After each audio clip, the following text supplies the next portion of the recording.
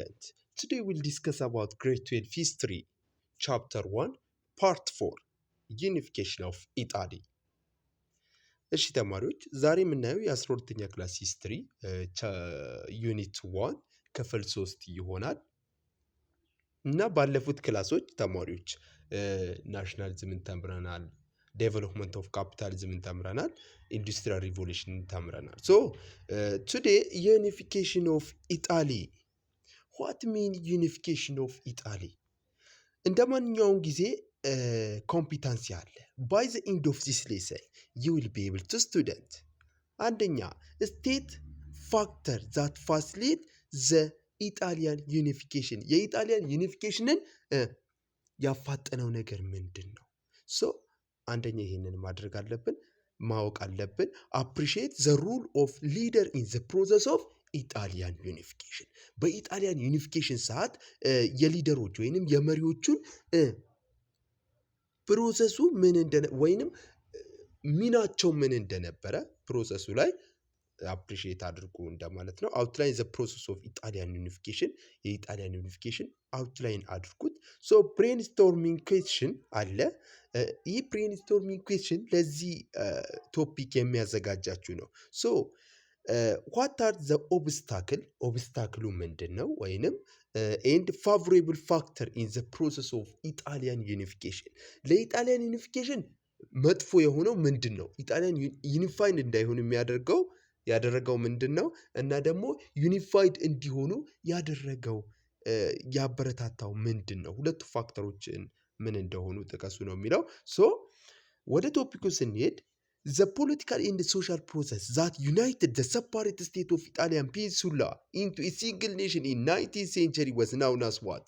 Italian unification ይባላል so በ19ኛው ወይንም 19th century በ19ኛው ክፍለ ዘመን የተበታተኑ የኢጣሊያን ስቴቶች ነበሩ የጣሊያን ማለት ነው ለምሳሌ ብታስታውሱ እነ ፒድሞንት ማለት እነ ሲሲሊስ እነ ቬንሺያ ሎምባርዲ እነዛ የመሳሰሉት ስቴቶች ተለያይተው ነበር ወይንም በአውስትሪያ ውስጥ ነበሩ ሶ ያንን ስቴት አንድ ለማድረግ የተደረገ ሂደት ምን ይባላል Italian unification ይባላል ማለት ነው it is difficult to put the exact date for the beginning and the end of Italian reunification but most historians agree that it began with the Congress of what Vienna in 1815 and the end of Napoleon rule and it ended with Franco-Prussian war in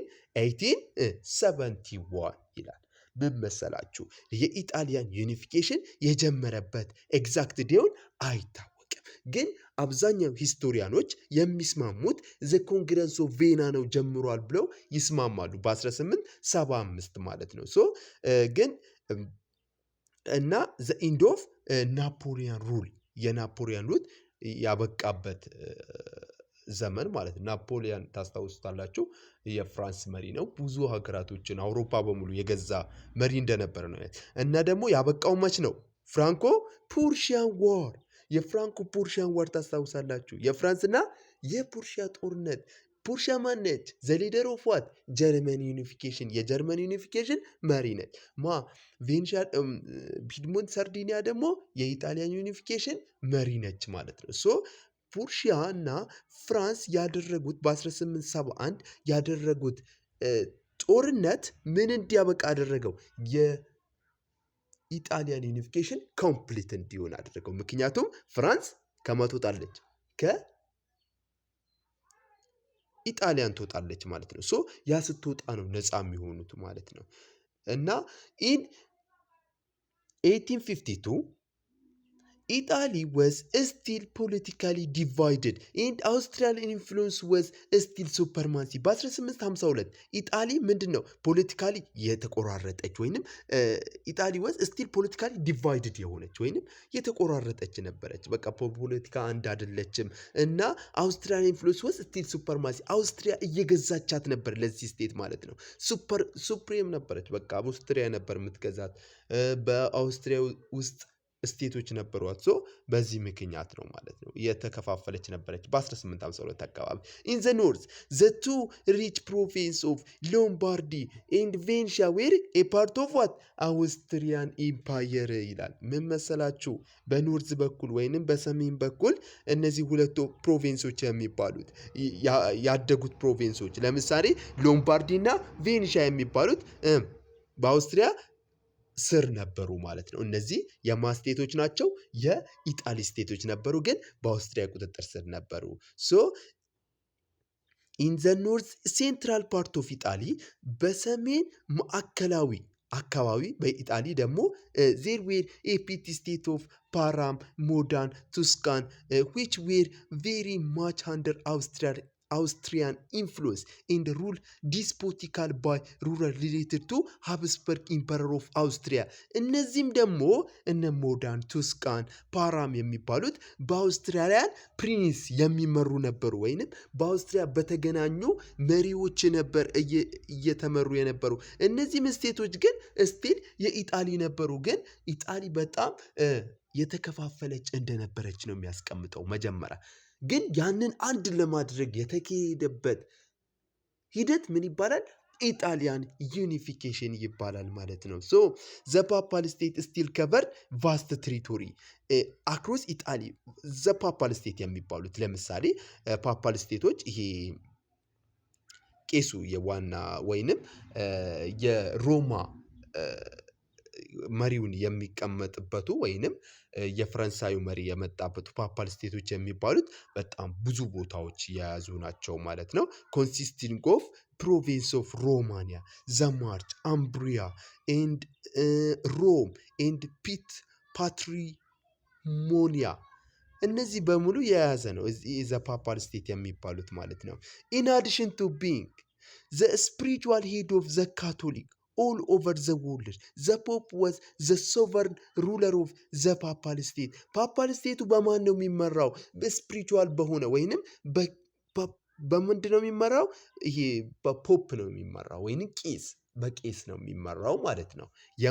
ይሄ ፓፓል ስቴቱ ማለት ነው። ሶ በዚህ መልኩ ነበር የሚሄደው ሲንስ 1849 there had been the French garrison in Rome to protect what?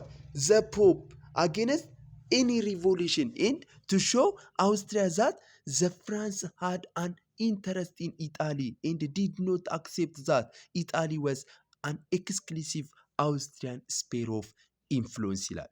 ምን መሰላችሁ? በ1849 ፍራንስ ምን ላከች?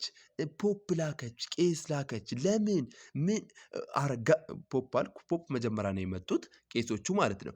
ወታደር ላከች። ወዴት? ወደ ሮም። ለምን? ፖፑን ለመጠበቅ ወይንም ቄሱን ለመጠበቅ በሚል ሰበብ ምን ላከች? ወታደሮችን ላከች። ግን ይሄ ውስጠኛው ሀሳብ ምንድን ነው? ኢጣሊ የአውስትሪያ ብቻ አይደለችም የሚለውን ለማሳየት ነው ይህን የላከችው ማለት ነው። ሶ የአውስትሪያ ብቻ አይደለችም፣ ኤክስክሉሲቭ አውስትሪያን ስፔር ኦፍ ኢንፍሉዌንስ አለመሆኗን ለማሳየት ነው ይህንን የላከችው ማለት ነው። ሶ the south of Italy and the island of Sicily were a part of the kingdom of Naples የሳውዝ ኦፍ ኢጣሊ ሳውዝ ኦፍ ኢጣሊ ማለት የኢጣሊ ደቡቡ ማለት ነው። እና ደግሞ አይስላንድ ኦፍ ሲሲሊስ ዌር ኤ ፓርት ኦፍ ዘ ኪንግደም ኦፍ ናፓል የናፓል ግዛቶች ነበሩ። ሶ ዘ ኪንግደም ዋዝ ፑር ኤንድ ፊውዳል ኤንድ ባክዋርድ። ኪንግደሙ ምን ነበር? ድሃ ነበሩ፣ ኋላ ቀር ነበሩ። በቃ ፊውዳል በቃ ይሄ የድሮ አገዛዝ ፊውዳል በጣም ኋላ ቀር የሆነ አገዛዝ ነበር የሚመሩት። ኢት ዋዝ ሩልድ ዲስፖቲካሊ የሚመራው ደግሞ ዲስፖቲካል በሆኑ መሪዎች ነው የሚመራው። ኤንድ ኢትስ ኪንግ ዋዝ ክሎዝሊ አላይድ ዊዝ አውስትሪያ። ይሄ ኪንጎች ወይንም መሪዎች ከማን ጋር ቁርኝነት ያላቸው ናቸው? ከአውስትሪያ ጋር ማለት ነው። ኢን ዘ ኖርዝ ዌስት ኦፍ ኢጣሊ ዋዝ ዘ ኪንግደም ኦፍ ፒድሞንት። ኢን ዘ ኖርዝ ዌስት ኦፍ ኢጣሊ ዋዝ ዘ ኪንግደም ኦፍ ፒድሞንት። ኖርዝ ዌስቱ ግን የፒድሞንት ግዛት ነበር ማለት ነው። ሶ ፒድሞንት ሰርዲኒያ በአውስትሪያ ቁጥጥር ውስጥ የለችም።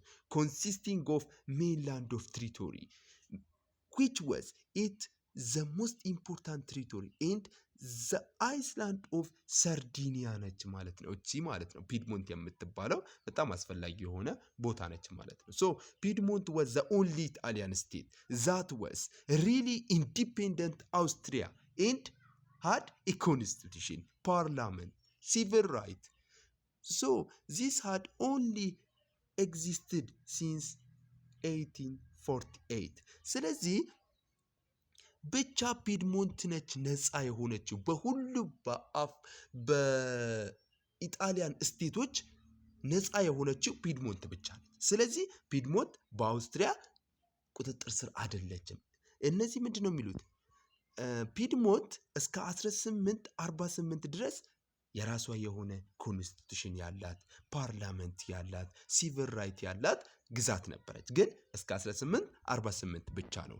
this situation made it possible for Piedmont to take the lead in the movement for Italian unification. ይሄ ሲቹዌሽን ምን አደረጋት? ፒድሞንት የኢጣሊያን ዩኒፊኬሽን እንድትመራ አደረጋት ይላል። because Liberian and nationalists all over Italy saw their best hope of united Italy in unification with Piedmont under constitutional monarchy of King of Victor Emmanuel II of Piedmont. ስለዚህ በፒድሞንት ሁሉም የኢጣሊያን ስቴቶች በፒድሞንት ትረስት ነበራቸው፣ እምነት ነበራቸው። ለምን? በፒድሞንት ግዛት ሆነን አንድ እንሆናለን፣ መሪውም ቪክቶር ኢማኑኤል ዘሰከንድ ይሆናል ብለው ማለት ነው። መሪውም ቪክቶር ኢማኑኤል ዘሰከንድ ነበር። ሶ በሱ ስር ሆነን አንድ እንሆናለን የኢጣሊያን ስቴቶች በማለት ነበር ያደረጉት። ግን መጨረሻ ላይም ይሆናል ማለት ነው። ሶ the main obstacle to Italian political unification was the power of Austria. ዋና ኦብስታክሉ ለኢጣሊያን ዩኒፊኬሽን ማን ነው? የአውስትሪያ ስልጣን ነው። the power of what? አውስትሪያ ነች ዋናኛው ማለት ነው። ለምኑ ኦብስታክል ማለት ምንድን ነው? ችግር፣ ለዩኒፊኬሽኑ ችግር የሆነችው አውስትሪያ ነች። አውስትሪያ wanted to maintain the status quo. አውስትሪያ ምንን ወይንም መሪነቱን ማስጠበቅ ትፈልጋለች። ገብቷል? መሪነቱን ማስጠበቅ ትፈልጋለች። ሶ እነዛ ዩኒፋይድ እንዳይሆኑ ትፈልጋለች ማለት ነው በሌላ አባባል። ሶ another obstacle was the weakness of national sentiment in Italy. ሌላኛው ኦብስታክሉ ግን የናሽናሊዝም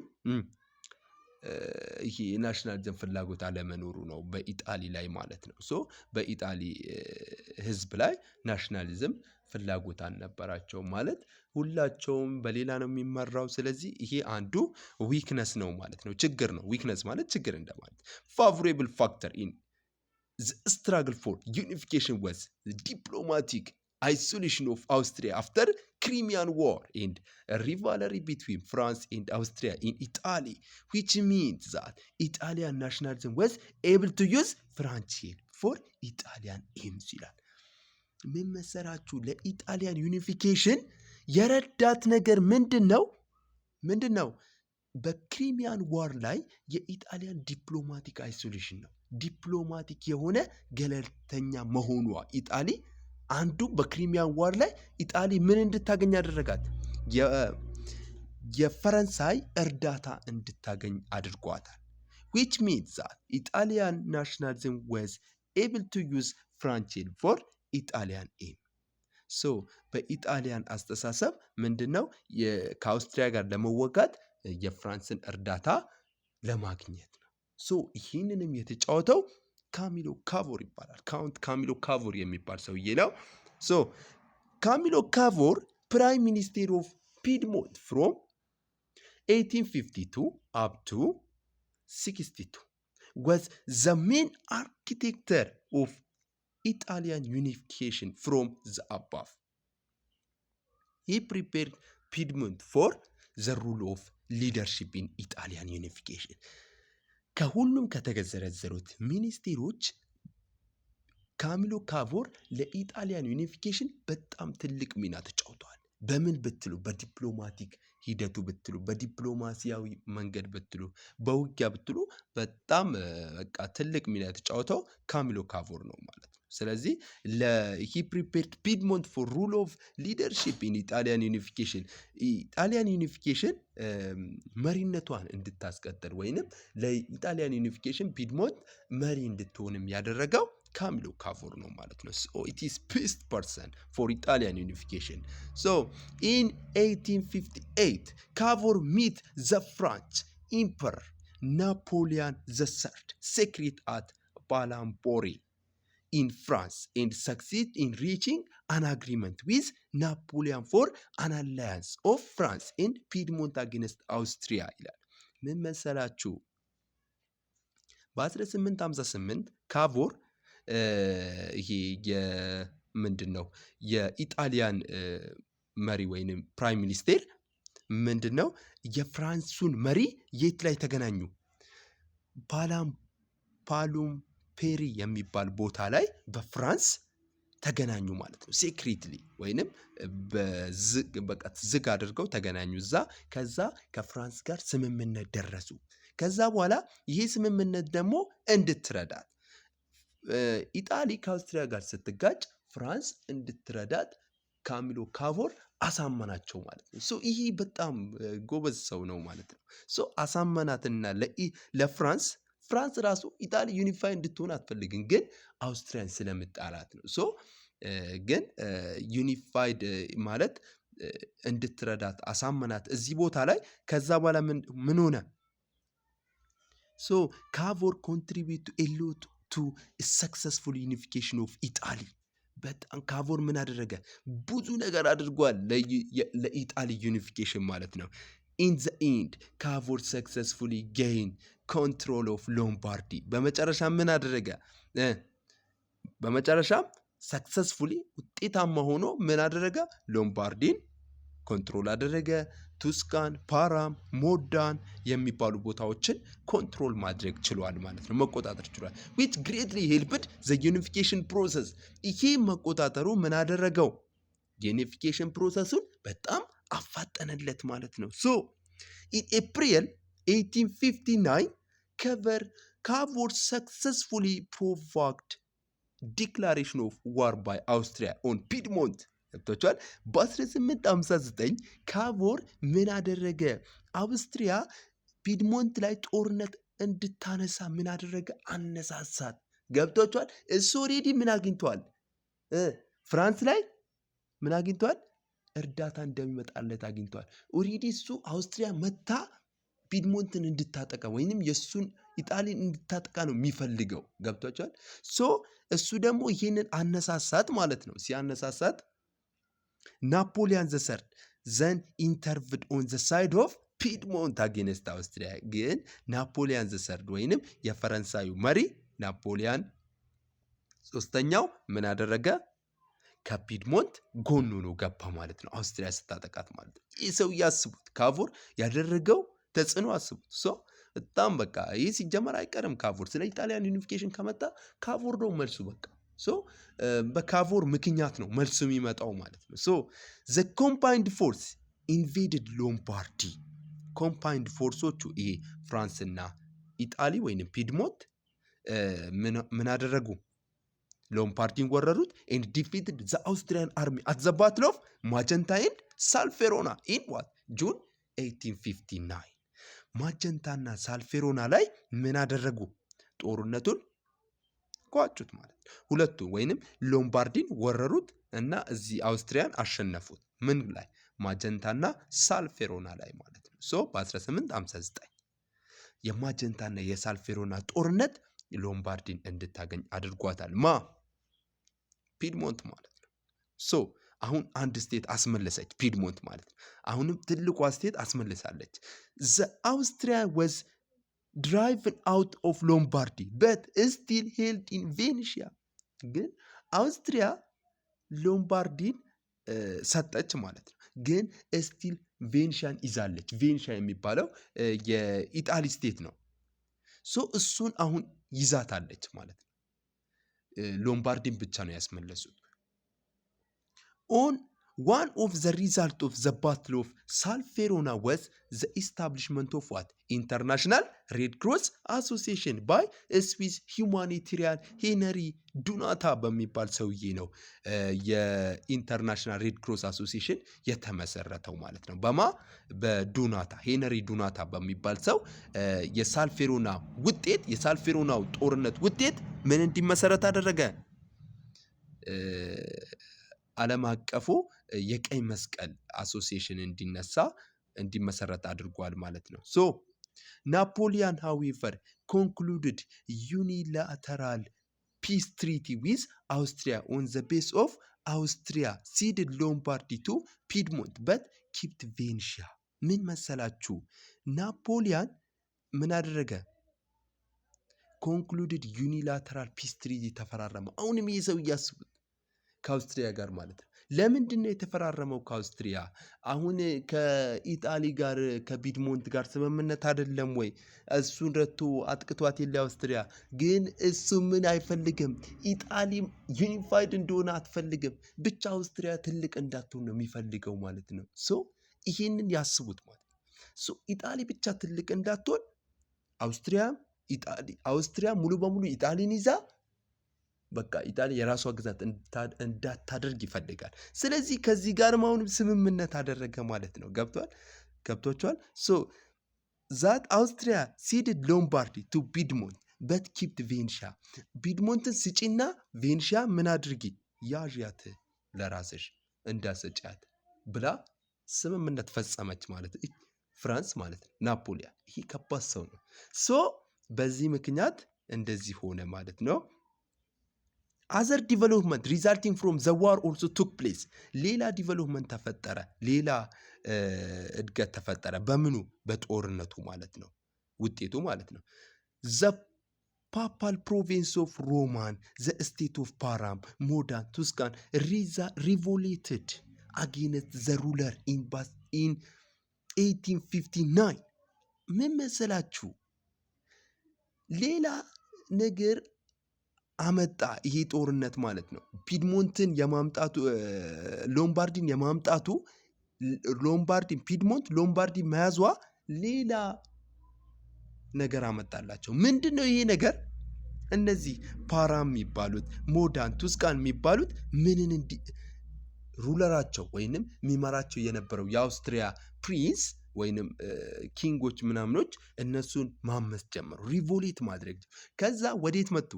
አምፀው ወደ አውስትሪያ፣ ወደ ኢጣሊ፣ ወደ በፒድሞንት ስር አንድ እንሆናለን በሚል እነሱን ማመስ ጀመሩ። በ1859 ዜ ሩለር ዌር ኦቨርትሮን። ሩለሮቹ ምን ትሆኑ? ተሸነፉ ማለት ነው። ሶ ፕሮፌሽናል ገቨርንመንት ዌር ኢስታብሊሽድ ዊች ዌር ኢን ክሎዝ ቱ ዊች ዊዝ ዘ ገቨርንመንት ኦፍ ፒድሞንት ኤንድ ዲማንድ ዩኒየን ዊዝ ፒድሞንት። ፕሮፌሽናል ወይንም የሽግግር መንግስት ተመሰረተ። ለምን? ከማን ጋር ቁርኝነት ያላቸው? ከፒድሞንት ጋር ቁርኝነት ያላቸው ፕሮፌሽናል ገቨርንመንት ተመሰረተ። ከዛ በኋላ ዩኒየን መሆን የሚፈልጉ ከምን ጋር? ከፒድሞንት ጋር ዩኒየን መሆን የሚፈልጉ ስቴቶች ተመሰረቱ ማለት ነው። ሶ ዋን ዘ ኖርዝ ሃድ ቢን ዩናይትድ አዝ ዘ ኪንግደም ኦፍ ኢጣሊ። ኖርዞቹ ምን ከሆኑ በኋላ ዋንስ ዘ ኖርዝ ሃድ ቢን ዩናይትድ አዝ ዘ ኪንግደም ኦፍ ኢጣሊ። ኖርዙ ከኪንግደም ኦፍ ኢጣሊ ጋር ዩናይትድ ሆነ። ሶ ዘ ዩኒፊኬሽን ሙቭመንት ተርንድ ቱ አብዞርቪንግ ዘ ፓወርፉል ኪንግደም ኦፍ ቱ ሲሲሊስ ኢን ሳውዝ። አሁን ይህንን ዩኒፋይድ ከሆኑ በኋላ ወደሱ ከመጡለት በኋላ ሁለት ነገር ነው። ወደ ሳውዝ ተመልሰው ማለትም በደቡብ በኩል ሁለት ሲሲሊሶች አሉ ምንላል። ሶ እነሱን ለማስፈረስ ነው። ሁለት በጣም ጠንካራ የሆኑ ስቴቶች አሉ፣ እነሱ ለማስመለስ ሄዱ ማለት ነው ድጋሚ። ሶ ኢን 1816 there was an uprising in Sicily against the unpopular government of the kingdom of Naples። በ1860 በሲሲሊስ ላይ በጣም በቃ አንፖፑላር ገቨርንመንት ኦፍ ናፓል ላይ ምን ተነሳ? አመፅ ተነሳ ማለት ነው። አመፅ ከተነሳ በኋላ አት ዛት ታይም ዘ ሰክሰስፉል ሚሊታሪ ሊደር ወዝ ጋሪባልዲ። was invited to come from Piedmont to lead Sicilian uprising. ከዛ ይህ አመፅ የተነሳው በማን መሪነት ነው? በጋሪባልዲ መሪነት ነው። ጋሪባልዲ ወደ ፒድሞንት እንዲመጣ ተጋበዘ። ከመጣ በኋላ ሲሲሊሲያን የሚባሉት መራ ማለት ነው። ሶ እሱን መርቶ ሰክሰስፉሊ ያንን ነገር ወይንም ነፃ ማውጣት ችሏል። ጋሪባልዲ agreed to lead the Sicilian uprising provided that the people accepted the program of unification with the rest of Italian under ቪክቶር ኢማኑኤል። ምን መሰላችሁ? ጋሪባልዲ የሚባል ሰውዬ ተስማማ ማለት ነው። ምንን ለመምራት? ይሄንን ለመምራት ከተስማማ በኋላ ይሄንን ደግሞ አመፅ አስነሳና እነዚህ ስቴቶች በኢጣሊ ወይንም በቪክቶር ኢማኑኤል ኪንጉ ነው ብለናል፣ በሱ ስር ሆነው እንዲመሩ ስቴቶቹን ማለት ነው። በሱ ስር ሆነው ዩኒፊኬሽኑን እንዲያዝ ወይንም ዩኒፊኬሽኑን ኮምፕሊት እንዲያደርጉ አመቻችቷል። ወይንም እሱ ነው በቃ የተጫወተው ሚናው እነዚህ ሁለቱ ቱ ሲሲሊስ ላይ ማለት ነው። ሶ ሂ recruited his famous 1,000 voluntary in North and took them to Sicily, where they joined by other voluntary advanced up the peninsula and took the city of Naples on September 7, 1860. So እሱ ምን ይሄ 1000 የሚባሉት ወይንም ሬድ ሼርት የሚባሉት በፍቃደኝነት የሚሰሩ ወታደሮች አሉ። እሱን ተጠቅሞ ሲሲሊስን ወሰደ። ከዛ ምን አደረገ? ወደ ናፓልን ሲቲን ተቆጣጠረ ማለት ነው። ወሰደባቸው በ1860 ላይ ማለት ነው። ሶ ከዛ በኋላ እነዚህ ሁለቱ ስቴቶች በሱ ቁጥጥር ስር ሆኑ ማለት ነው። ሶ ዘ ሪዝን ፎር ጋሪባልዲ ሰክሰስ ዌር ጋሪባልዲ እንዴት ሰክሰስ ሊሆን ቻለ ወይንም እንዴት ውጤታማ ሊሆን ቻለ እነዚህ ሁለቱ ቦታዎች ላይ የሚል ጥያቄ ያስነሳል።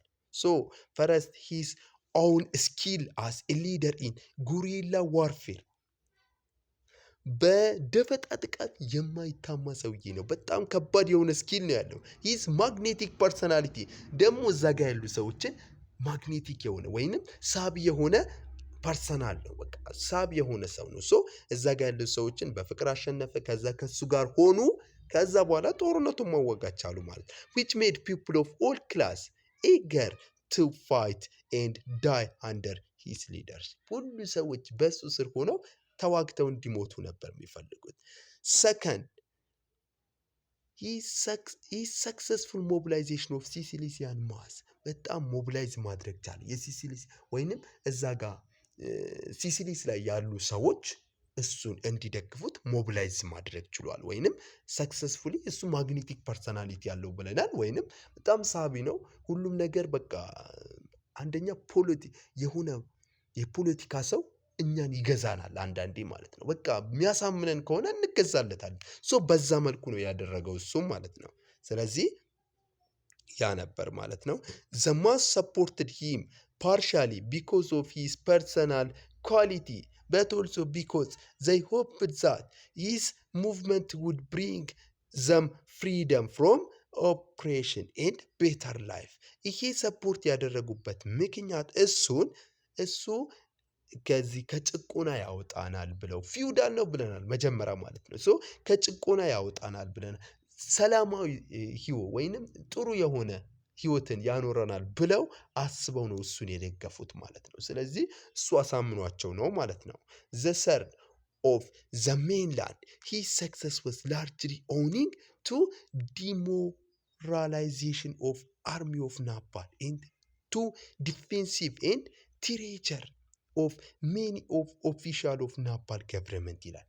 ሶስተኛ እሱ ሜንላንድ እያለ ወይንም ሜዳ ላይ እያለ ወይንም እዚህ ማሳ ላይ ነበር እሱ ተጠርቶ ነው የመጣው። ሶ እዛ እያለ እሱ በጣም ከባድ የሆነ ምን ሰክሰስ ነበረው። በቃ ችሎታ ነበረው፣ ይዋጋ ይወር ነበር። በቃ ሽፍታ ነበር እንደ ቴዎድሮስ ማለት ነው። ሶ በዛ ምክንያት የናፓል ስቴቶች ናፓል ላይ ያሉ ሰዎች ፈሩት ማለት ነው። እሱ በስም ጋሪባልዲ በሚል ሀሳብ ራሱ ፈሩት። ሶ በዛ ምክንያት አንዱ የናፓል ገቨርንመንት እንዲወሰድ ሆኗል ማለት ነው። ሶ the fall of ጌታ brought the unification movement to successful conclusion ይላል። አሁን የጌታ መውደቅ ደግሞ ይቅርታ የጌታ መውደቅ ደግሞ ዩኒፊኬሽን ኦፍ ኢጣሊን ኮንክሉድ እንዲሆን አድርጎታል ማለት ነው። ኦንሊ ሮም ኤንድ ቬንሻ ሪሜንድ ቱ ቢ አድድ። አሁን የቀረችው ማነች? ጋሪባልዲ ምንድን ነው? ሎምባርዲ ተመለሰች። ሁለቱ ስቴቶች ተመለሱ። እነዛ ሞዳን አምፀው ቱስካን የሚባሉት አምፀው ስሞል ስቴቶቹ ማለት ነው አምፀው ወደ ፒድሞንት ገቡ። አሁን የቀሩት ሮም እና ቬንሽ ብቻ ናቸው። እቺ ከተጨመረች ዩኒፊኬሽን ኦፍ ኢጣሊ ኮምፕሊትድ ይሆናል ማለት ነው። ሶ ይሄ ግን ትቀራለች። ኦን ፌብሩዋሪ 18 1861 ቪክቶር ኢማኑኤል አሴምብል ዘ ዲፒዩቲስ ኦፍ ኦል ስቴትስ ዛት አክናውሌጅ ሂዝ ሱፐርማሲ አት ቱሪን ኤንድ ኢን ዜር ፕሪሰንስ ሂ አሲዩምድ ዘ ታይትል ኦፍ ኪንግ ኦፍ ኢጣሊ። ቪክቶር ኢማኑኤል በ1861 ቪክቶር ኢማኑኤል የሚባለው ቪክቶር ኢማኑኤል ኪንግ ኦፍ ኢጣሊ የሚል ማዕረግ አነሳ ማለት ነው። ካፒታሉ ሂዝ ሱፕሬም አት ቱሪን ላይ ማለት ነው።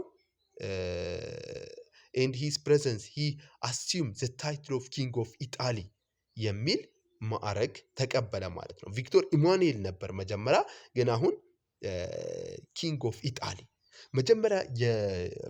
መጀመሪያ የኢጣሊ ከተማ ቱሪን ነበረች፣ ግን አሁን ሮም ነች አይደል? ሶ ቱሪን ነበረች መጀመሪያ። ይሄ እንድትይዙ ነው። ቪክቶር ኢማኑኤል ዘ ሰከንድ ኪንግ ኦፍ ፒድሞንት ቼንጅድ ሂዝ ታይትል ቱ ቪክቶር ኢማኑኤል ዘ ሰከንድ ኪንግ ኦፍ ኢጣሊ የሚል ስም ሰጠው ማለት ነው። ሶ መጀመሪያ ምን ነበር? ቪክቶር ኢማኑኤል ዘ ሰከንድ ኪንግ ኦፍ ፒድሞንት ነበር አይደል? ወዲህ ሰጠው ሂዝ ታይትል ቱ ቪክቶር ኢማኑኤል ዘ ሰከንድ ኪንግ ኦፍ ኢጣሊ ወደሚል ስሙ ቀየረው። 4 months later ካቮር having seen his life work nearly completed died። ግን በ4 ወራት በኋላ ካቮር ማን ሲሞት ይሄ መሪው ሲሞት ይሄ ቪክቶር ኢማኑኤል ሲሞት አይቶታል ማለት ነው። ሶ ከ4 ወር በኋላ ነው የሞተው ማለት ነው። ሶ ወደ ሌላ ይሄውና ቪክቶር ካሚሎ ካቮር ይሄ ነው። ይሄ ወፍራሙ ነው ካሚሎ ካቮር። ቀጭኑ ደግሞ ጉሲፕ ጋሪባልዲ ነው።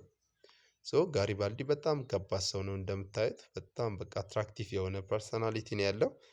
ሶ ወደ ሌላኛው ስንሄድ ኢጣሊያን ገቨርንመንት ዩዝድ ዘ 1866 አውስትሮ-ፖርሺያን ዋር ኤንድ ዘ 1870 up to 1871 ፍራንኮ-ፑርሺያን ዋር to complete ኢጣሊያን ዩኒፊኬሽን ይላል። ሶ ኢጣሊያን ገቨርንመንት የኢጣሊ መንግስት በ1866 አውስትሮ-ፖርሺያን ዋር ነበር፣ ተዋግተው ነበር። ኤንድ ከዛ በኋላ በ1870 ደግሞ እስከ 1871 ባለው ፍራንኮ-ፑርሺያን ዋር ተጀመረ። በዚህ ምክንያት የኢጣሊያ ዩኒፊኬሽን ኮምፕሊት አደረገ፣ አለቀ ማለት ነው። ይህ እንደምታስታውሱት መጀመሪያ የኢጣሊያን ዩኒፊኬሽን ያበቃው በ1870 እስከ 1871 ባለው የፍራንኮ-ፑርሺያን ዋር ነው። ኢን 1866 in preparation for war against Austria, Bismarck made alliance with Italy on the basis of that Italy would go to war against Austria on the side of Prussia and in return would get Venetia ይላል። ምን መሰላችሁ? በ1866 preparation for war against Austria ማነች? አውስትሪያ ጦርነት እየተዘጋጀች ነበር። ቢስማርክ ሜድ አሊያንስ ዊዝ ኢጣሊ።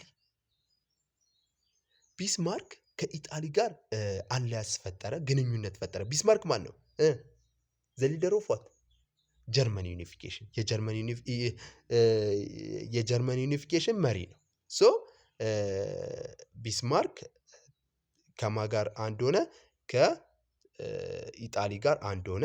ኦን ዘ ቤዝ ዛት ኢጣሊ ውድ go to war against Austria on the side of Prussia ከፑርሺያ ጎን ሆና ኢጣሊ እንድትገባ ቢስማርክ እና የኢጣሊ ተስማሙ። ቢስማርክ የፑርሺያ መሪ ነው። ፑርሺያ ደግሞ የጀርመን ዩኒፊኬሽን ምንድን ነች? ሊደር ነች። የኢጣሊ ምን እንዳል ነው? ፒድሞንት እንዳል ነው ማለት ነው። ሶ ኢን ሪተርን ውድ ጌት ቬንሺያ። በምላሹ ምን ታገኛለሽ? ቬንሺያ። የቀረችው ማነች? ቬንሺያ ነች አይደል? ቬንሺያን ታገኛለሽ ብላ አሳመነቻት ማለት ነው። ኢን ስፓይት ኦፍ ኢጣሊ ፑር ሾዊንግ ፑርሺያ ሳክሲስ ኢን ዘ ዋር ፎርስድ አውስትሪያ ቱ ሲድ ቬንሺያ። በጦርነቱ ማሸነፈ ፑርሺያ አሸነፈች ወይንም ጀርመን አሸነፈች። ከዛ በኋላ ምን እንድታገኝ አደረገች? አውስትሪያ ቱ ሲድ ቬንሺያ። አውስትሪያ ቬንሺያን ሰጠች ማለት ነው። ሶ አውስትሪያ ማነች? መጀመሪያ ምን ይዛ ነበር? ቬንሺያና ሮም ይዛ ነበር። ከዛ ለማሰጠቻት ለኢጣሊ ሰጠች። ምክንያቱም ተሸንፋለች ጦርነቱ ማለት ነው። ኢን 1817 ዘ ፍራንኮ ፑርሺያን ዋር ፎርስድ ናፖሊያን ዘ ሰርድ ቱ ዊዝድሮ ፍራንች ትሮፕ ፍሮም ሮም። ከሮም አወጣቸው። በ1870 ፍራንኮ ፑርሺያን ጦርነት ተጀመረ። የፍራንስና የፑርሺያ ጦርነት ተጀመረ። ከዛ ምን አደረገ? ናፖሊያን ዘሰርድ ፍራንስ ላይ ፖፑን ይጠብቃሉ ወይንም ቄሱን ይጠብቃሉ ብሎ ያስገባቸው ወታደሮች መልሶ ምን አደረገ? አወጣቸው። ለምን? ለፍራንኮ ፑርሺያን ዋር ለጦርነቱ ሲል ማለት ነው። ሶ ዘ ኢጣሊያን ገቨርንመንት ዜርፎር ሴንት ኢትስ ትሮፕ ኤንድ ሳይዝድ ሮም ኢን ሴፕቴምበር 1870። በ1870 ላይ የኢጣሊያን ገቨርንመንት ምን አደረገ? ሮምን ያዛት ማለት ነው። ሶ ሮም ሶን ቢካም ዘ ካፒታል ኦፍ ኢጣሊ። መጨረሻ ላይ ሮማ የምን ሆነች? ዘ ካፒታል ኦፍ ኢጣሊ፣ የኢጣሊ ዋና ከተማ ሆነች ማለት ነው። ሶ በዚህ መልኩ ያበቃል ማለት ነው። ሶ በቀጣይ ዩኒፊኬሽን ኦፍ ጀርመን አለ። ግን ይህ ሁሉ አይታችሁ ላይክ አድርጉኝ፣ ሰብስክራይብ አድርጉኝ። እናንተ ላይ ምንም የሚቀንስ ነገር የለም፣ እኔን ያበረታታኛል እንጂ እና ኮሜንትም ጻፉ ማለት ነው። ሶ በቀጣይ ቪዲዮ እስክንገናኝ ቻው።